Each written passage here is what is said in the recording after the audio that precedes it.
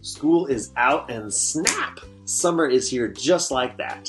So I've put together some quick Snapchat videos from your children's pastor, hearing the heart of what it means to be a CFA Kids leader and also to help us stay sharp. So enjoy this quick Snapchat. I'm so excited to be with and talk to you today about our week 5 Snapchat, which is over one of my favorite things.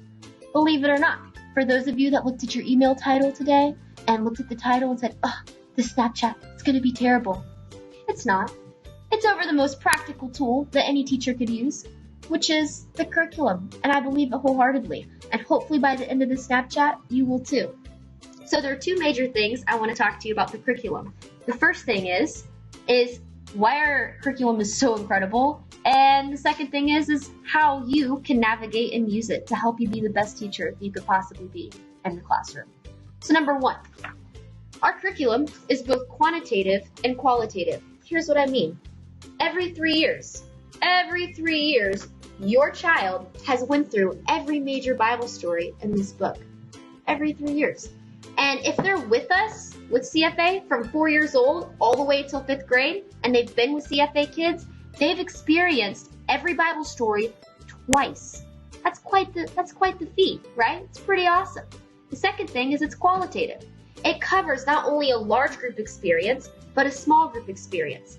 Students walk in, they hear the preaching, the teaching, the worship. It's awesome, right? They hear material sometimes for the first time. And it's in a very engaging and a dynamic way. And then they leave that service and they go to a small group setting. This is where a lot of teachers come in. A lot of you guys come in this small group setting, right? You get to reteach, evaluate, and assess where students are and fill in gaps that maybe they missed because they spaced out in the middle of the service. It happens. It happens a lot. You get to fill in the gaps. So they get both a quantitative, 3 years, all the Bible stories, and they get a qualitative experience. The last thing I want to talk to you about is what do? You have to teach on Sunday, and you're freaking out. Like, how do I use this curriculum? I promise, it's not scary. It's a lot easier than what it looks like. Here's what I personally do, just some tips and tricks. What I think about is I use this curriculum as a guide, right? It's not, you don't have to read verbatim the script, but it is a guide that's going to help you do the best possible job that you can in this classroom. So you walk in, the first thing I do when I get the curriculum, it comes up in my email, it comes up on Planning Center, is I open it and I look at it. I just scroll through it. Nothing big. I just look at the Bible story, the big idea, the memory verse, and I begin meditating on what I'm going to be teaching later in the week. The second thing I do halfway through the week is I plan.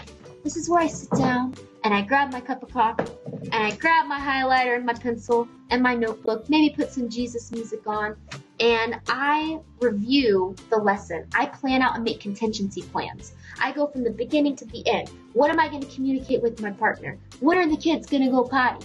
What am I going to do if Joey picks his nose and wipes on the back of Emma's dress? What am I going to do if Ryan asks to pee 5 times again, like he does every Sunday? Or if Christina cries because her project breaks? I have to have plans. How am I going to manage classroom behavior? When am I going to teach the lesson? When's the best time so I know these students are going to get the best lesson possible and the best learning environment? I create that during my planning, which is halfway through the week, not the night before. But I do something on the night before. The third thing I do is the night before the sermon, I practice teaching it. I do. I teach the whole thing to my dog, JJ. And he listens. I like to believe he listens. And then at the end of it, I pray. And when I pray for every student that I can think of. I pray for every leader that I can think of, both at Concord and Davidson. And I pray that God prepare my heart and the student's heart to really receive what he's taught so that it sticks. And then after that, I'm done. I might take a copy of the curriculum with me to the classroom for reference, but the curriculum is not to overwhelm you, but to prepare you to be the best possible teacher you can be. And that's all. I hope you have an awesome week. See you next time. And a side note, to help you in planning, we have given you an outline. It is the Leader's Corner. It's on page 2 of every lesson in our curriculum.